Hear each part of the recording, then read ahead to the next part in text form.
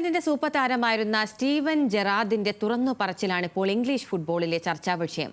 ഇംഗ്ലണ്ടിന്റെ സുവർണ തലമുറ ഈഗോ കാരണം ഒരു ടീമായി കളിച്ചില്ലെന്നാണ് ജെറാർഡിന്റെ വാക്കുകൾ.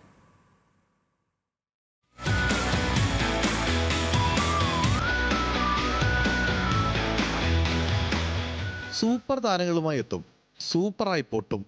ഇതായിരുന്നു ഇംഗ്ലണ്ട് ടീമിന്റെ ഒരു കാലത്തെ ദുര്യോഗം.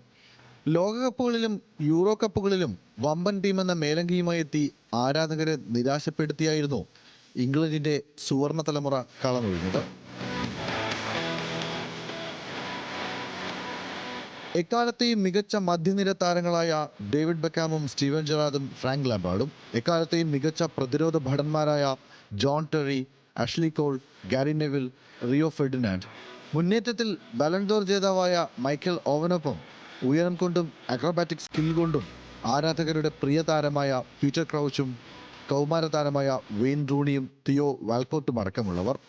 ഗോൾ വല കാക്കാൻ ഡേവിഡ് ജെയിംസ് ഒരു കിരീടം പോലുമില്ലാതെ മടങ്ങിയതിന് കാരണം പറയുകയാണ് സൂപ്പർ താരം സ്റ്റീവൻ ജെറാർഡ്. അത് പ്രതിഭകളുടെ ഒരു കൂട്ടം മാത്രമായിരുന്നു, ഒരിക്കലും ഒരു ടീമായിരുന്നില്ല. നല്ല ബന്ധം വളർത്താൻ സാധിക്കാത്തതാണ് ടീമിനാകെ തിരിച്ചടിയായതെന്നും ജെറാർഡിന്റെ വാക്കുകൾ. അന്നത്തെ ടീം അംഗമായിരുന്ന റിയോ ഫെർഡിനാൻഡിനൊപ്പം പോഡ്കാസ്റ്റിലാണ് ജെറാർഡിന്റെ തുറന്നു പറച്ചിൽ. ഇംഗ്ലണ്ടിൽ പരസ്പരം പോരടിക്കുന്ന Liverpool, Manchester United, Chelsea, Arsenal ടീമുകളുടെ സൂപ്പർ താരങ്ങളുടെ ഈഗോയാണ് എല്ലാം നഷ്ടമാക്കിയതെന്നും ജെറാർഡ്.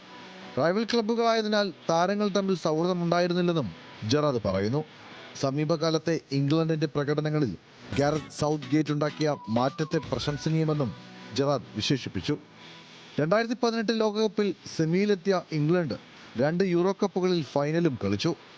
ടീമിൽ നല്ല ഫുട്ബോൾ സംസ്കാരം കൊണ്ടുവന്ന പരിശീലകനാണ് സൗത്ത് ഗേറ്റെങ്കിലും അർഹിക്കുന്ന ആദരം കിട്ടിയില്ലെന്നും സൂപ്പർ താരം.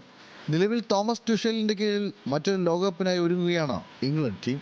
Sports desk, news Malayalam.